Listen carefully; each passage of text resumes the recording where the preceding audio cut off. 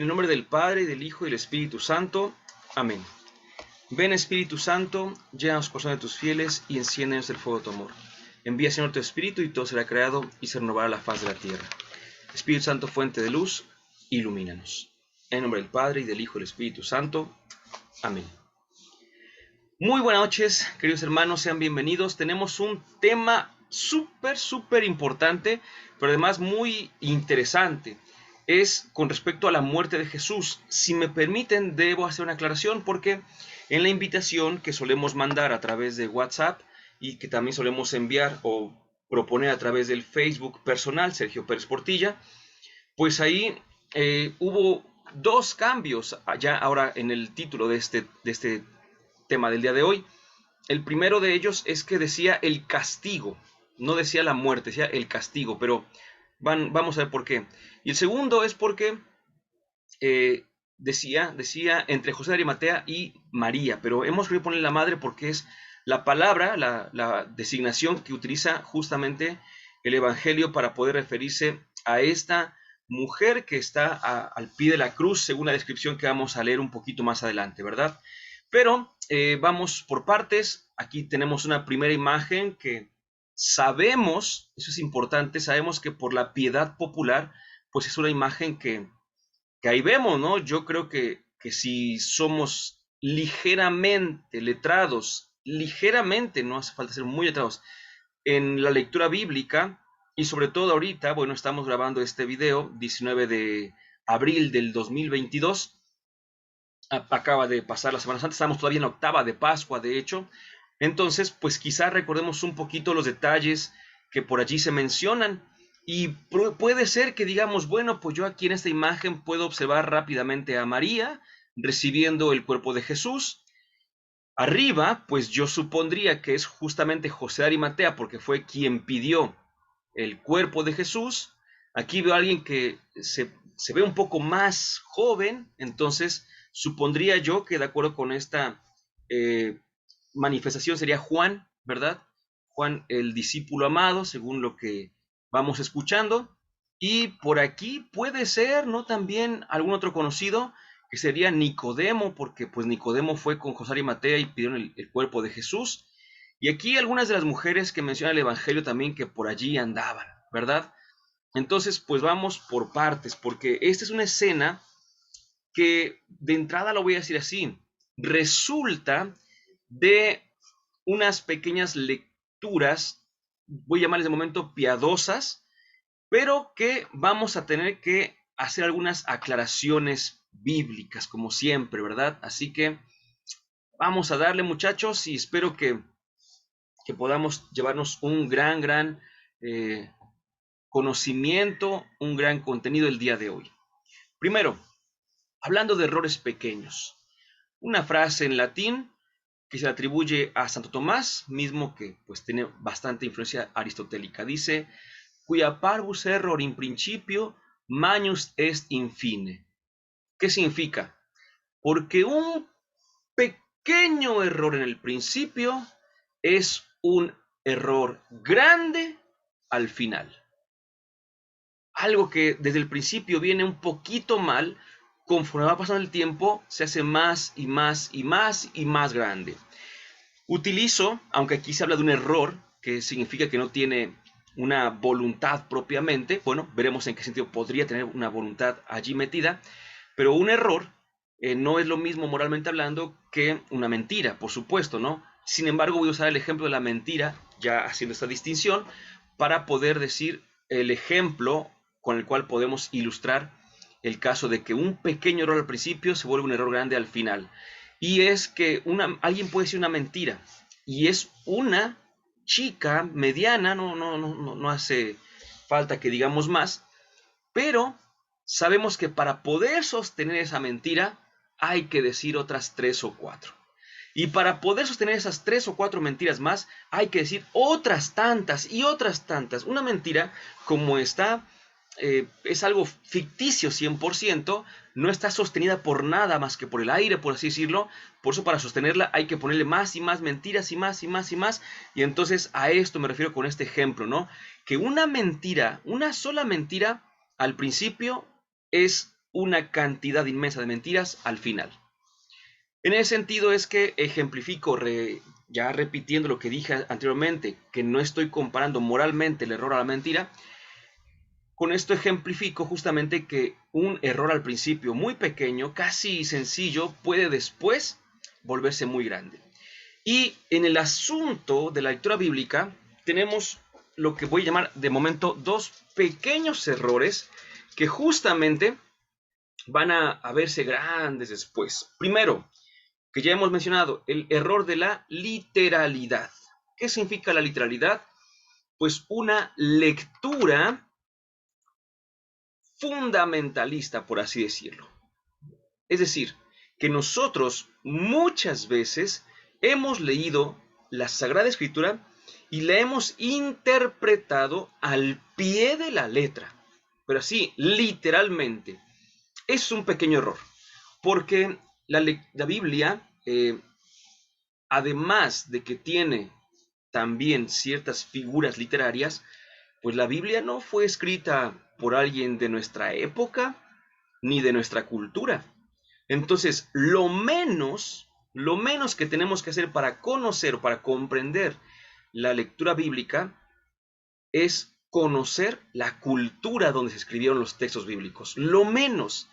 Pero si a esto le añadimos, le sumamos las figuras literarias, le sumamos formas de expresarse de aquellos días, le sumamos hasta ciertas, ¿cómo llamarle?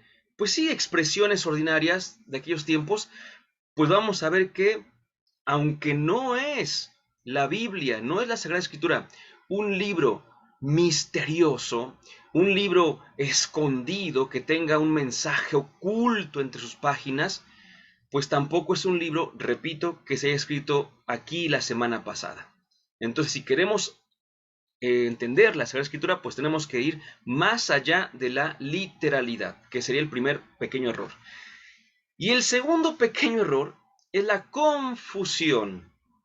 Pudimos haber puesto fusión, pero vamos a llamarle confusión, pues eso es lo que da como resultado justamente. Y me refiero específicamente a los evangelios. Cada evangelista veremos que presenta una teología y una forma de compartir su mensaje, vaya, totalmente propia, ¿no? Pero nosotros, pues tengo que decirlo así. Voy a poner un ejemplo actualmente.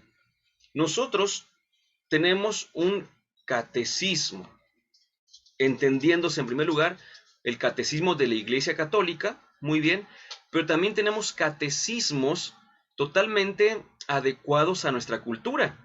Es decir, cuando nuestros pequeños hacen sus sacramentos, sus catequesis presacramentales, pues tienen unos libros que llamamos así, catecismo.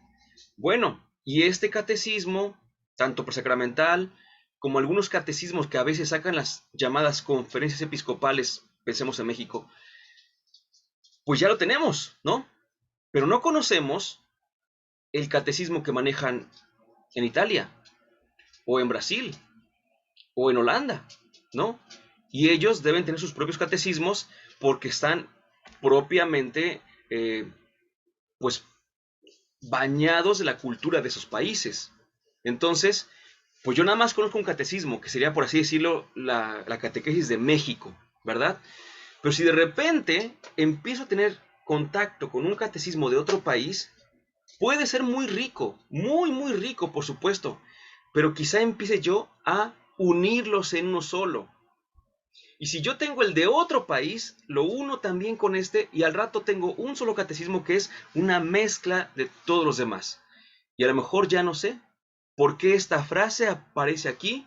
Si yo soy mexicano y la estoy leyendo y no le entiendo, digo, ¿y esta frase qué quiere decir? Pero es que resulta que cuando hice la unión con otros catecismos, me traje frases de otros países que a lo mejor no entendía yo. Este ejemplo lo pongo para hablar de los evangelios. Los evangelistas escribieron en una comunidad, en una época, con unas ciertas circunstancias muy claras, muy concretas, cada uno de sus evangelios. Y cada comunidad, que yo puse países, cada comunidad conocía su propio evangelio, su propio catecismo. Pero nosotros, ustedes y yo, mis queridos hermanos, pues tenemos ya los 4 evangelios canónicos. Entonces, ¿qué es lo que hacemos? Que ahí está justamente el otro error, la confusión. Hemos unido, como si se tratara de un solo texto, hemos unido los 4 evangelios. Por eso lo que tenemos que ver el día de hoy, el trabajo que tenemos para cualquier tema, pero particularmente para el día de hoy, es tratar de quitar esos pequeños errores. Tratar de no ver la literalidad o de ir más allá de la literalidad y tratar de hacer un poco de orden entre tanta confusión. Así que vamos a darle adelante a todo esto. José de Arimatea. Pensemos pues que la semana anterior hablamos un poquito de Pilato y Barrabás. Entonces, el video ya está en el canal, por supuesto. Y veíamos un poco cómo fue la condena y que esta condena pues resultó también en salvación para nosotros. Vamos a trasladarnos, ya vino la condena, vino el castigo, vino la misma muerte de Jesús, que por cierto la iluminaremos un poquito la semana siguiente, primero Dios, hablando de esos famosos signos de la muerte de Jesús. Pero hoy vamos a hablar de un texto que seguramente hemos escuchado, pero repito que a lo mejor en nuestra mente hemos confundido. Y es la participación de José de Arimatea. Porque si preguntáramos quién fue José de Arimatea o por qué pidió José de Arimatea el cuerpo de Jesús, muchos, tampoco me atrevo a decir que todos, pero muchos dirían que José de Arimatea pues quería mucho a Jesús y que como lo quería, pues también lo que intentó fue ayudarlo, darle, como decimos actualmente, darle cristiana sepultura, ¿verdad? A Jesús. Bueno, él es el Cristo, pero es una forma de decirlo, insisto. Entonces, viene esta situación, bueno, ¿qué es lo que realmente hizo José de Arimatea? Entonces, yo creo que de entrada vamos a darnos un poquito de cabezazos. Van a ver, van a ver.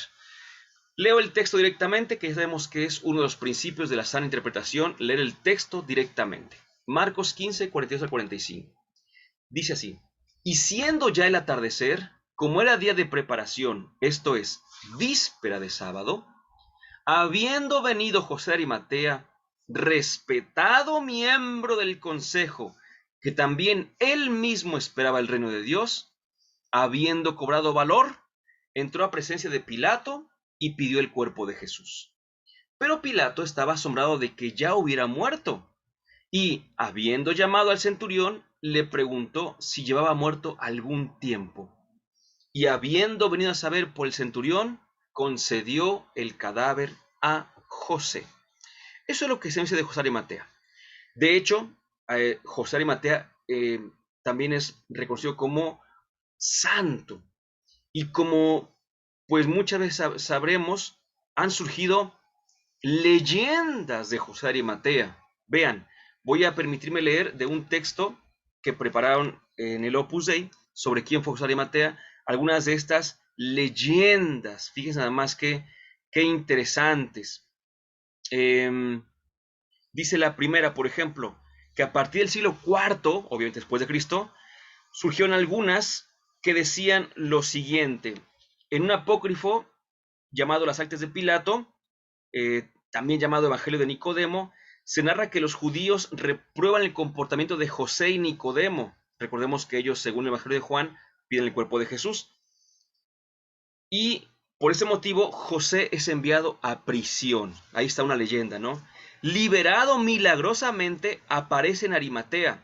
De allí regresa a Jerusalén y cuenta cómo fue liberado por Jesús.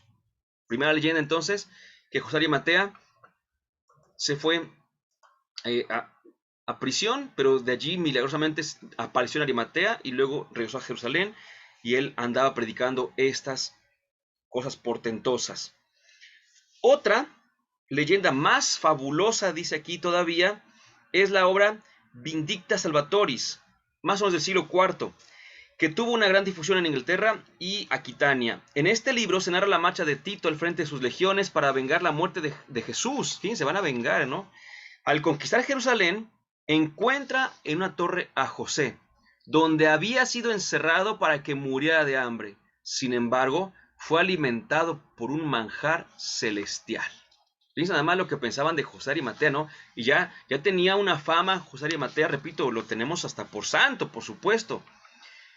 En los siglos 11 al 13, la leyenda sobre José de Arimatea fue coloreándose de nuevos detalles en las Islas Británicas y en Francia, insertándose en el ciclo del Santo Grial y del Rey Arturo. Fíjense nada más.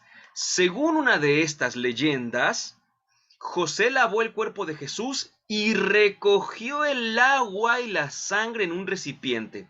Después, José y Nicodemo dividieron su contenido, y hay que ver lo del Grial, por supuesto, y a partir de aquí surgen otras leyendas que dicen que José, llevando este relicario, evangelizó Francia. Algunos relatos dicen que habría desembarcado en Marsella con Marta, María y Lázaro. También habría evangelizado España, donde Santiago de Compostela, Santiago, lo habría consagrado obispo. Y también habría evangelizado Portugal e Inglaterra. Imagínense nada más. Qué fuerza de esta sangre lavada de Jesús que llevaba José Arimatea en el relicario, que evangelizó tanto, ¿no? Y en esta última región, en Inglaterra, la figura de José se hizo muy popular. La leyenda le hace el primer fundador de la primera iglesia en suelo británico, donde mientras estaba dormido, su báculo echó raíces y floreció. ¿Sí? Bueno, y una más, en Francia, una leyenda del siglo IX refiere que el patriarca Fortunato de Jerusalén, en tiempos de Carlomagno, huyó a Occidente llevándose los huesos de José Arimatea hasta llegar al monasterio no puedo mencionarlo de momento, es una palabra muy rara para mí en este momento, donde llegó a ser abad. No José Arimatea, por supuesto, sino Fortunato, que llevaba los huesos de José Arimatea. Entonces hay leyendas y leyendas tras la figura de José Arimatea. ¿Por qué? Pues porque lo que hizo fue extraordinario. ¿Qué es lo que se dice que hizo? Pues que tomó valor y que fue a pedir el cuerpo de Jesús, ¿sí? Y entonces aquí lo dice, ¿no? Y después, aquí no lo menciono, pero sabemos que se lo dan y que después de dárselo, lo envuelve en la sábana y lo mete en el sepulcro, ¿verdad? Pero vamos por partes, vamos por partes. ¿Por qué?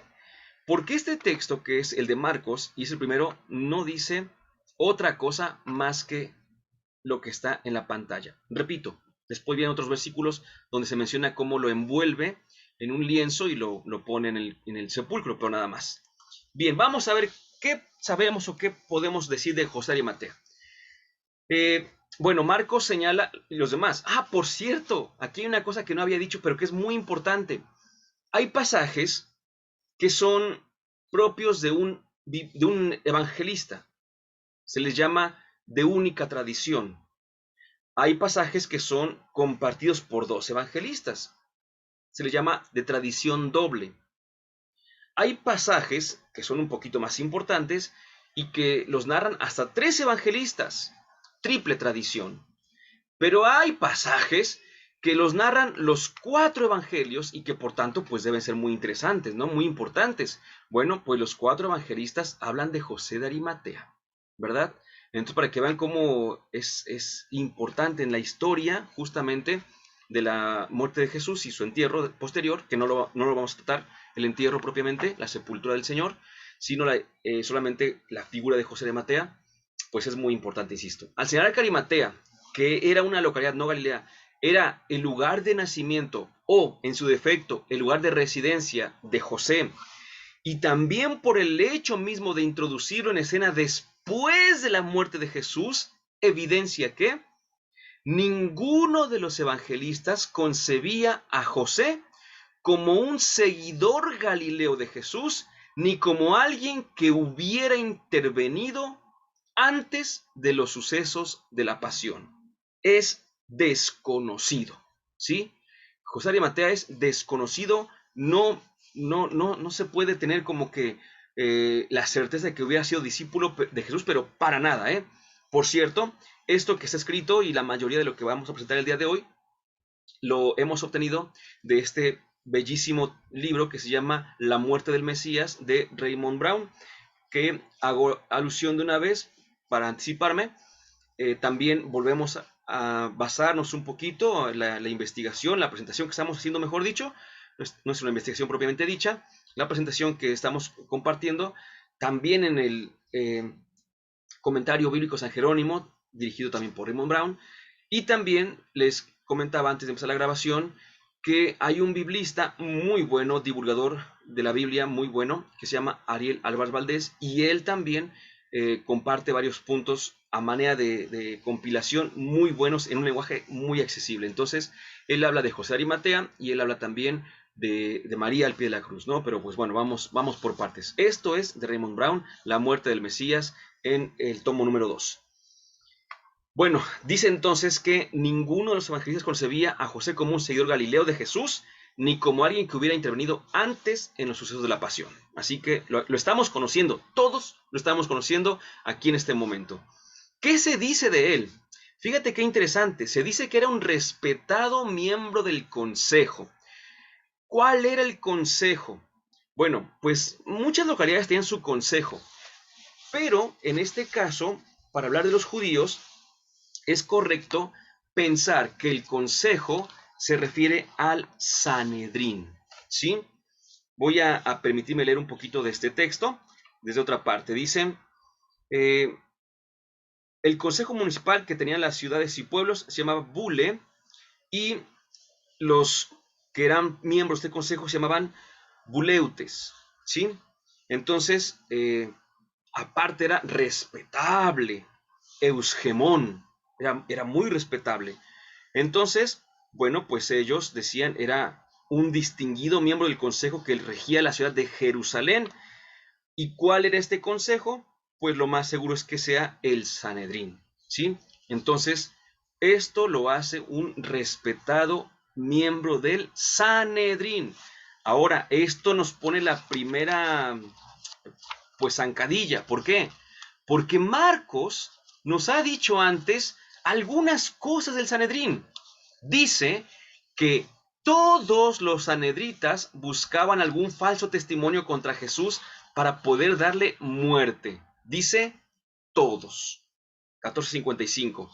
También Marcos dice que todo el Sanedrín consideraba a Jesús culpable y reo de muerte. Todo el Sanedrín. 14:64. Y por último, que todo el Sanedrín lo entregó a Pilato. 15:1. Entonces, se puede también proponer que quizá esto sea como una exageración literaria para pues afirmar que había muchos que estaban en contra de Jesús, pero que no incluiría a cada uno de los miembros de Sanedrín, pero no es, digámoslo así, como lo más certero, ¿no? No es segurísimo que así haya sido. Siguiente, se dice que también él esperaba el reino de Dios, y como Jesús anunciaba el reino de Dios, pues luego dicen algunos que por eso mismo era un discípulo de Jesús, pero resulta que en realidad el reino de Dios también lo esperaban los judíos. Podríamos decir así, todos los judíos, el famoso día de Yahvé, el reino de Dios que llegaría, donde Dios es el rey, por supuesto. Recordemos que en la época, en la transición de los jueces a los reyes, siendo Samuel el último juez porque sus hijos se habían desviado del camino, el pueblo les pide reyes, le pide reyes a Samuel, quien se enoja porque dice es que el rey es Dios, ya tienen un rey que es Dios, entonces ya existe un reino de Dios, y por tanto no es novedad de Jesús el reino de Dios. Si bien es cierto que Jesús lo toma como el centro de su mensaje, no es que él nos haya dicho que existía un reino de Dios, sino que desde mucho antes ya se hablaba de él. Por tanto, continúa Raymond Brown diciendo una cosa muy interesante. A juzgar por todo lo referido hasta aquí, cabe la posibilidad, y vean cómo lo dice, incluso en alto grado, de que Marcos no esté presentando a José como discípulo de Jesús, ojo, sino como un miembro piadoso del Sanedrín. De hecho, dicen que justamente por eso habría pedido el cuerpo de Jesús. ¿Por qué? Fíjense, es toda una ideología bien interesante, puesto que, de acuerdo con el libro del Deuteronomio, lo vamos a retomar, pero de acuerdo con este libro, previo al sábado y más que era fiesta, previo a este día, no tenía que haber nadie colgado. Sabemos que también decían que un colgado era un maldito, ¿verdad? Entonces, dice Álvarez Valdés que hay testimonios de otros autores que mencionan que hasta a enemigos los descolgaban justamente para que no estuvieran allí colgados durante ese tiempo. Entonces, ¿y por qué lo hacían? Pues porque la ley así lo exigía.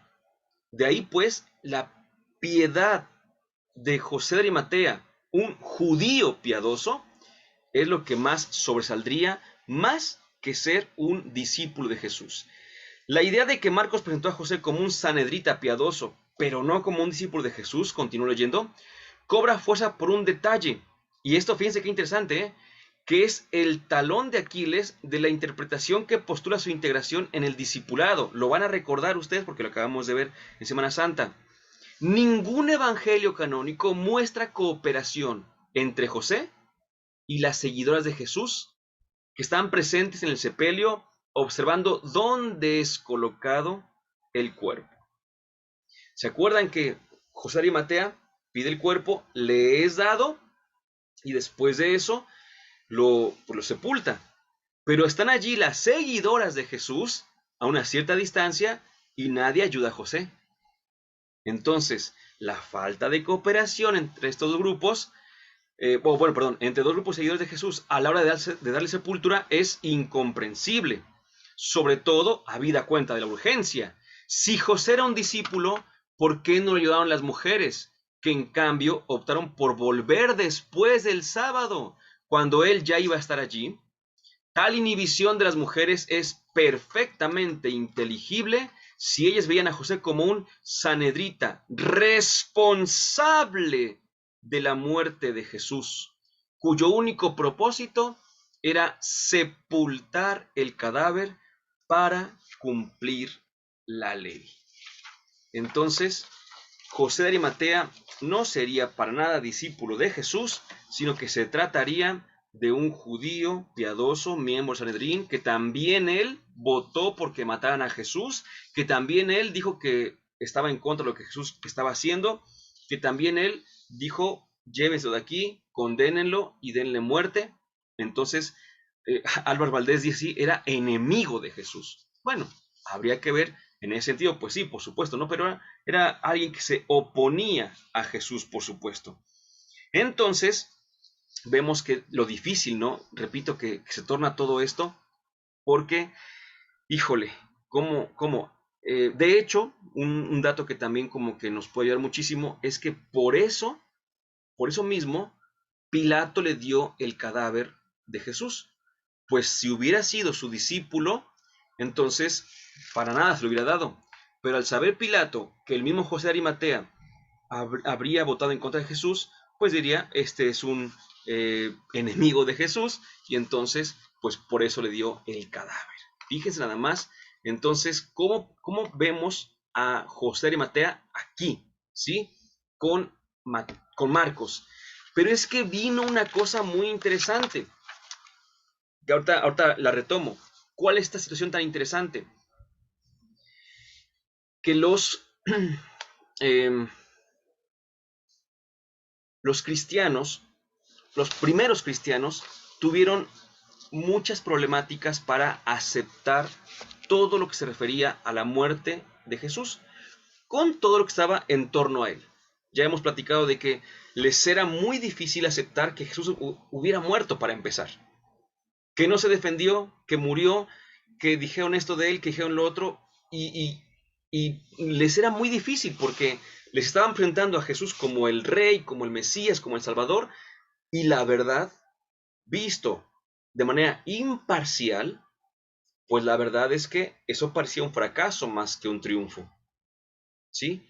Entonces, viene esta situación que va a dar pauta a otra más. ¿Por qué enterraron a Jesús si eran sus enemigos? El libro de los Hechos, lo vamos a ver un poco más adelante, el libro de los Hechos menciona eso, dice que Jesús fue sepultado por sus enemigos, ¿sí? Entonces, para que lo tengamos presente, ahorita lo retomamos. Bien, Vamos a ver y comparar Marcos 15 con Mateo. Y vamos a ver si hubo algún detalle por ahí. Leo rápidamente Marcos para que tengamos presente lo que decíamos. Siendo ya el atardecer, como era día de preparación, esto es víspera de sábado, habiendo venido José de Arimatea, respetado miembro del consejo que también él mismo esperaba el reino de Dios, habiendo cobrado valor, entró a presencia de Pilato y pidió el cuerpo de Jesús.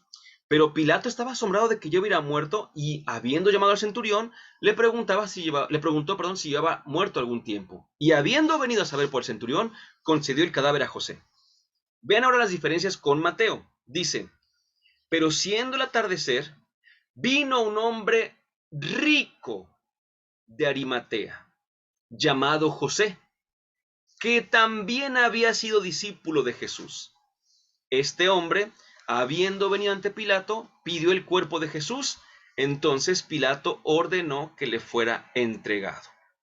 Bueno, digo una cosa, por cierto, que me acordé ahorita que es importante, porque una de las tentaciones que tienen algunos para explicar la resurrección de Jesús es que en realidad nunca murió. Pero este detalle que menciona Marcos es el que hace viable la afirmación de que Jesús murió, que Pilato mandó a un soldado para corroborar que estuviera muerto, que no fuera como que ideas de alguno nada más. Cierro el paréntesis. Vean las diferencias que dice aquí. Primero, ya no era un hombre nada más, sino que era un hombre rico. ¿Por qué?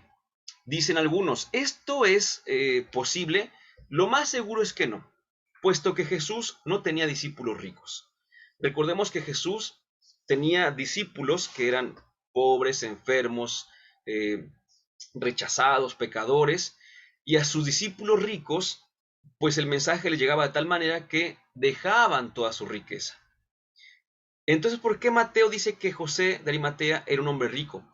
Porque la comunidad de Mateo era rica. Entonces, Mateo le está dando el mensaje de que cualquiera puede hacerse discípulo de Jesús. Por eso dice allí, también había sido discípulo de Jesús habiendo sido rico. Pero lo que más sobresale es que Mateo ya no menciona que José de Arimatea fuera un miembro del Sanedrín, ¿verdad? Con esto queda librado José de Arimatea como un enemigo de Jesús. Es más, se volvió discípulo de Jesús. Vamos a ir rápido con esto porque el que nos interesaba explicar un poquito más era el de Marcos. Nada más quiero que vean cómo va cambiando. Ahora, ¿qué dice Lucas? Fíjate nada más, ¿qué dice Lucas? Y he aquí un hombre, por nombre José, que era miembro del consejo. Fíjate que Lucas conocía el texto de Marcos, ¿sí? ¿Cómo lo corrigió él? Ya Mateo corrigió a Marcos para que nos dijera eso que decía Marcos. Ya lo corrigió un poquito. Pues también Lucas corrige y dice que era miembro del consejo. Y era un hombre bueno y justo. Y fíjate lo que dice. Él no estaba de acuerdo con la decisión y el proceder de ellos. ¿Ya dice? Con eso también, ya no nada más, ahora lo deja haciendo su oficio de sanedrita, pero dice que no estaba de acuerdo. Eso no lo dice Marcos, ¿sí? Eso lo dice Lucas nada más. Y era de Arimatea, una ciudad de los judíos, el cual esperaba el reino de Dios. Vino y pidió el cuerpo de Jesús. Vean cómo ya le cambió Lucas, ya lo hace un hombre bueno y justo. No. Si cuando vemos este tipo de cosas vamos comprendiendo muchísimo mejor todo lo que se nos quiere decir.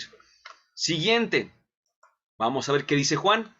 Fíjense nada más, viene Juan y también hace una especificación bien interesante. Pero después de estas cosas, José de Arimatea, siendo discípulo de Jesús, aunque oculto por miedo a los judíos, rogó a Pilato que le permitiese retirar el cuerpo de Jesús y Pilato accedió. Y ahí podríamos decir que también libra Juan la situación de José de Arimatea y que ahora lo hace discípulo, pero oculto por miedo a los judíos. Que este es un tópico de Juan, el estar oculto por el miedo. Recordamos, por ejemplo, que los discípulos después de la crucifixión justamente estaban reunidos y dice con las puertas cerradas porque tenían miedo. El miedo hace que cerremos todo, las puertas, la vida y demás, ¿verdad? Entonces, pues ahí está. ¿Qué podemos decir? Podemos decir lo siguiente. Ay, aquí al parecer no guardé la... Bueno, voy a decirle así nada más entonces. Podemos decir entonces que José de Arimatea en un primer momento eh, fue conocido justamente como un enemigo de Jesús, ya yéndonos al extremo, al menos sí es como alguien que no quería a Jesús, que votó porque Jesús fuera pues muerto, porque no le gustaba lo que estaba haciendo, pero con el paso del tiempo, tratando de responder un poco a las inquietudes de las comunidades que decían que por qué un enemigo había sepultado a Jesús, entonces se le empezó no nada más a quitar peso negativo a José de Arimatea, sino a poner peso positivo. Y entonces Mateo dice, no te preocupes, hasta tú que eres rico, pues eres discípulo de Jesús. Y entonces dirán, San Lucas, no te preocupes, que tú puedes pertenecer a una comunidad y no ser parte de las cosas malas que ellos hacen, porque tú eres bueno y justo y no estar de acuerdo con lo que ellos hacen. Y vino Juan y dice, pues también sabes que no te preocupes porque tú puedes ser discípulo de Jesús y aunque durante un tiempo estés oculto, al final todo saldrá a la luz y serás un discípulo para todos. Pero en realidad, José no habría sido para nada discípulo de Jesús. ¿Sale? Que es una de las cosas que en las reflexiones casi siempre se escuchan a José de Arimatea y a otro personaje decir lo mismo, ¿no?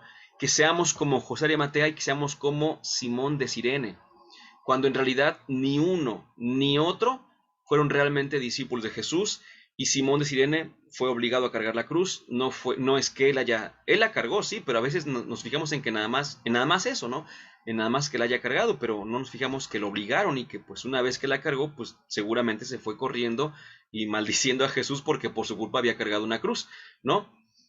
Mientras que José de Arimatea, pues tampoco sería para nosotros un ejemplo porque pues en realidad votó por la muerte de Jesús. Ese es realmente José de Arimatea. Ahora, la madre de Jesús al pie de la cruz. También, ¿no? Es una de las escenas que pues podríamos llamar así más conmovedoras de toda la pasión, cuando estamos ante estas lecturas y de repente escuchamos eso, ¿no? Que estaba su madre junto a él y también estaba el discípulo que tanto amaba a Jesús. Vamos a ver lo que dice Juan 19, 25, 27. Dice así, pero estaban junto a la cruz de Jesús su madre y la hermana de su madre, María de Clopas y María Magdalena. Jesús, pues, habiendo visto a su madre y junto a ella al discípulo a quien él amaba, dice a su madre, mujer, mira a tu hijo. Luego dice al discípulo, mira a tu madre. Y desde aquella hora el discípulo la llevó a lo suyo.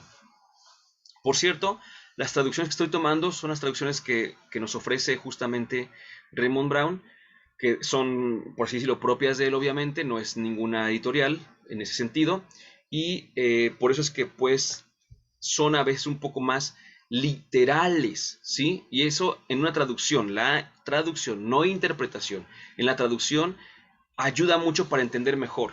A veces repiten ciertas palabras o expresiones que otras traducciones pues no suelen hacerlo, pero es justamente por respetar el texto original. Este es el punto en el cual nos basamos para decir que allí estaba la madre de Jesús. Y pues, bueno, si alguien dice, pues 2 y 2 son 4, 4 y 2 son 6, 6 y 2 son 8 y 8 16. La lógica, si la lógica no nos falla, la última vez que supimos de la madre de Jesús, pues la madre de Jesús era María, ¿verdad? Y entonces cuando dice allí que estaban junto a la cruz de Jesús, su madre, pues lo primero que pensamos es que era su madre la que estaba allí, María, ¿verdad?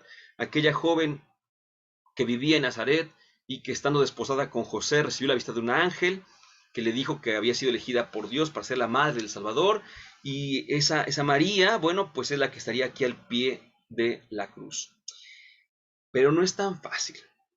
No es tan fácil hacer una afirmación de ese tipo. Primero, y créanme que lo que voy a decir ahora, los estudiosos siguen preguntándose muchas cosas. Y la primera pregunta que se hacen es, ¿cuántas mujeres había?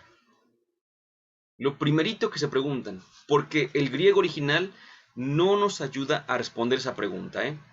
Es decir, por ejemplo, hay quien dice que había solamente dos.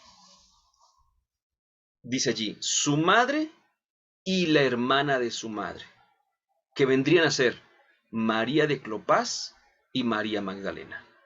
Dicen algunos, solamente había dos.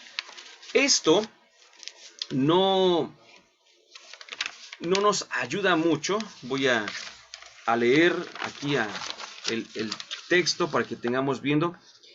Dice, si se tratase de dos mujeres, habría una doble aposición. Estas particulitas entre comas, les llamamos, que pueden ir en cualquier lugar, pero en este caso estarían ejemplificando cada una de ellas, ¿no? Dice, donde su madre sería María de Clopas y la hermana de su madre sería María Magdalena. Esta interpretación tropieza con varios obstáculos. Primero, que la madre de Jesús, María, viuda de José, según fuera llamada María de Clopas. ¿Por qué llamarían María de Clopas? También improbable es que María de Magdala fuera la hermana de María de Nazaret y que, por tanto, sus padres hubiesen puesto a ambas hermanas el mismo nombre. Bueno, entonces tenemos. Y además de eso, no hay ninguna otra referencia evangélica que nos diga que María Magdalena estaba emparentada con la familia de Jesús, ¿verdad? Ahora, si se trata de tres mujeres, fíjense nada más, habría una sola aposición, una sola aclaración a través de comas, ¿sí? La hermana de su madre sería María de Clopas, es decir, serían su madre, una mujer, la hermana de su madre, que sería María de Clopas, y María Magdalena. Se trataría de tres mujeres. Pero esta solución todavía no resuelve el problema de que haya dos hermanas llamadas María, porque sería su madre, de nombre María, y la hermana de su madre, María de Clopas. Como que sería otra vez dos Marías. Lo más verosímil, pero no crean que es lo más fácil o lo mejor o ya la última palabra, lo más verosímil es que se trate de cuatro mujeres. La primera sería su madre, la segunda la hermana de su madre, la tercera María de Clopas y la cuarta María Magdalena. Y de hecho, pues su madre también se llama María, habría tres Marías por lo menos allí, pero vamos por partes. La razón por la que no se menciona el nombre personal de la madre de Jesús, porque eso, repito, es otro punto importante, ¿por qué nos llaman María? ¿Sí? Escuchen esto, escuchen esto. La razón por la que no se menciona el nombre personal de la madre de Jesús puede ser que, como el discípulo al que Jesús amaba, cuyo nombre tampoco se da, ella, escucha, desempeñaría un papel predominantemente simbólico. ¿Sí? Al llamarle madre, en lugar de María, sería el papel de un personaje simbólico, lo cual entenderíamos a cierto punto. Sin embargo, si no se menciona el nombre de su madre, ¿por qué tampoco se menciona el nombre de la hermana de su madre? ¿Verdad? Entonces, pues digo que no son pequeñeces en ese sentido, ¿no? ¿Cuántas mujeres había? ¿Cómo es que eran ellas y demás? Y pues bueno, entonces ahí está. Pero viene otra cuestión importante, mis queridos hermanos. Viene la cuestión de que, ¿se acuerdan que decía que, por ejemplo, con José y Matea, los cuatro evangelistas hablan de él? Pues resulta que ahora viene otra cuestión más difícil, que este texto que estamos leyendo únicamente aparece en un evangelio. Y es un problema muy grande, porque los tres evangelios sinópticos nos hablan de ciertas mujeres que estaban acompañando a Jesús a la hora de su muerte, pero, como recordaremos, estaban viendo de lejos, ¿verdad? Lo leemos con José de Arimatea. Mientras José de Arimatea descolgaba y todo esto, entonces las mujeres veían de lejos. Primera dificultad, no estarían tan cerquita, sí, estarían lejos.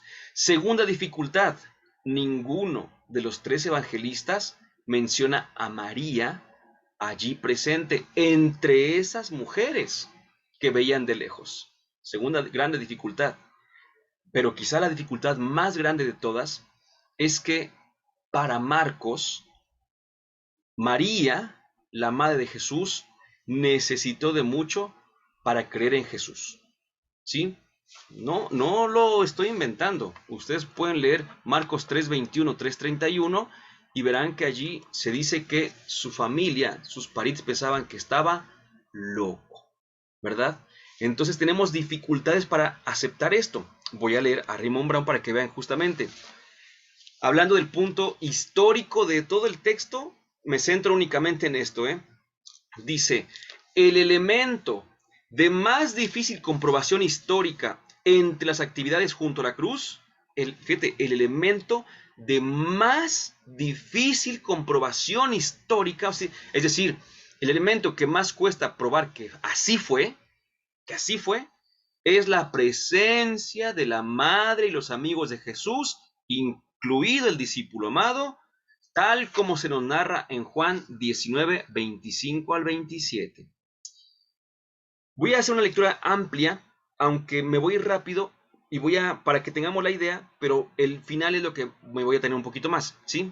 Nada más para que sepan que voy a leer un poquito. Dice, el hecho de que esa narración concuerde con la teología joánica de una comunidad creyente formada antes de morir Jesús no prueba automáticamente que Juan inventase la escena.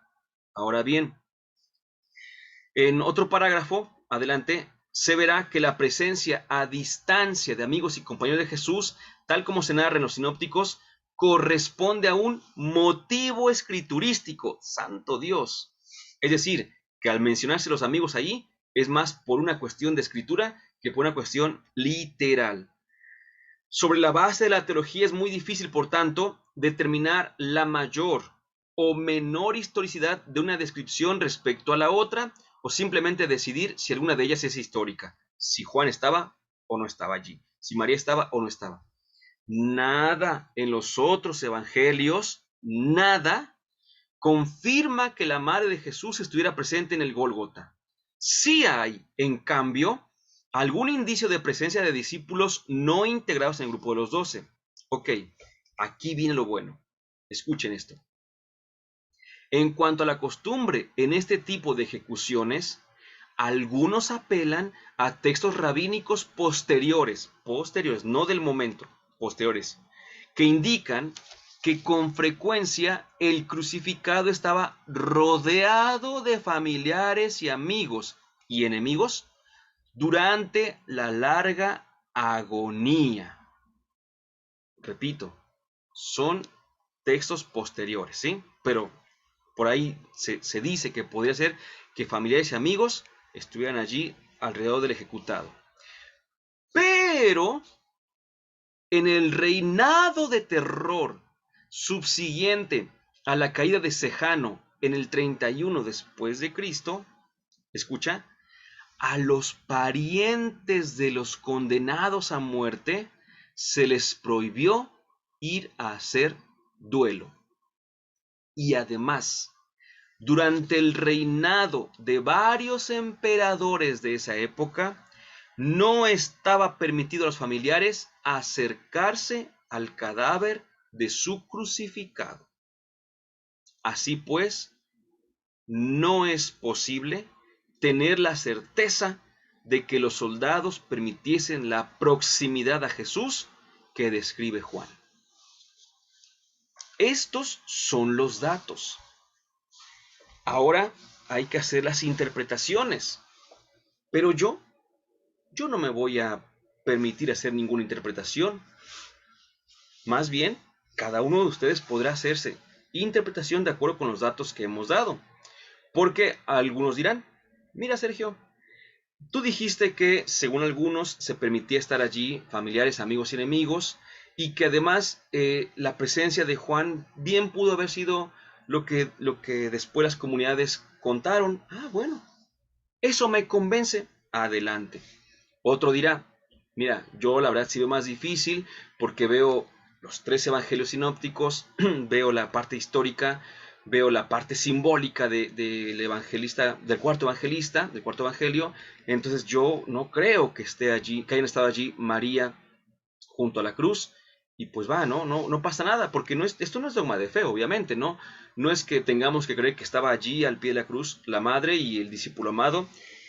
Entonces, en ese sentido, les quiero decir que no es tan sencillo decir como está leyendo literalmente, ¿no? Que de hecho es más difícil una lectura literal porque vendría a chocar el Evangelio de Juan solito contra tres, ¿sí? Así como que, híjole, es un poco más difícil.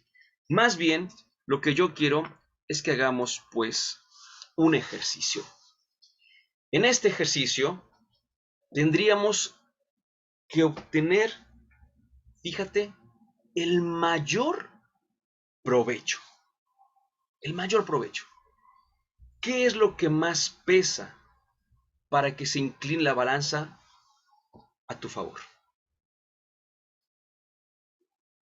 Bíblicamente hablando, desde la exégesis, yo sé que muchas veces nos descuadran, ¿sí?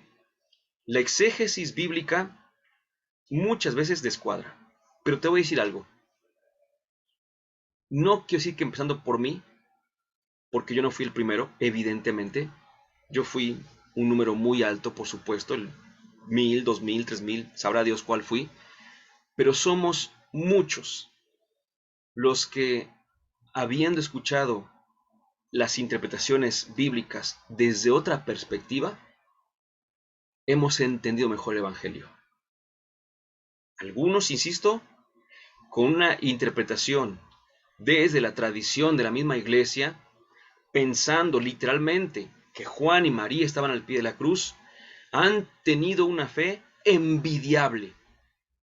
Algunos, pensando que José y Matea, y ya que me permití mencionarlo hace rato, Simón de Cirene, fueran buenas personas, habiéndolo dicho en el Via Crucis, habiéndolo escuchado en la pasión del Señor, han querido ser como ellos y ayudar al desprotegido en los momentos más difíciles y darles un momento de dignidad, entiendes, de la sepultura de José y Matea, y ayudar, en general ayudar, ¿no? Y han tenido una práctica cristiana envidiable. Hay otros entonces que habiendo escuchado, habiendo interpretado adecuadamente, dirán, ¿sabes qué? Esto a mí me enriquece mi razón y mi fe se vuelve más madura. Así, cuando hago, no hago por la emotividad, sino por la certeza de lo que estoy creyendo. Mientras a algunos les impacta la explicación tradicional, a otros les impacta la explicación bíblica más reciente. Haz tu balanza, haz este ejercicio y lo que a ti te ayude más, adelante, que sea para bien de tu vida y para bien de los que te rodean. Porque aquel que busque el bien propio y de los demás, un bien real, no aparente, aquel que busca ser generoso con nosotros, nunca queda defraudado. Dulce Madre, no te alejes, tu vista de nosotros no apartes. Ven con nosotros a todas partes y nunca solo nos dejes. Ya que nos proteges tanto como el de la Madre, haz que nos bendiga el Padre, el Hijo y el Espíritu Santo. Amén.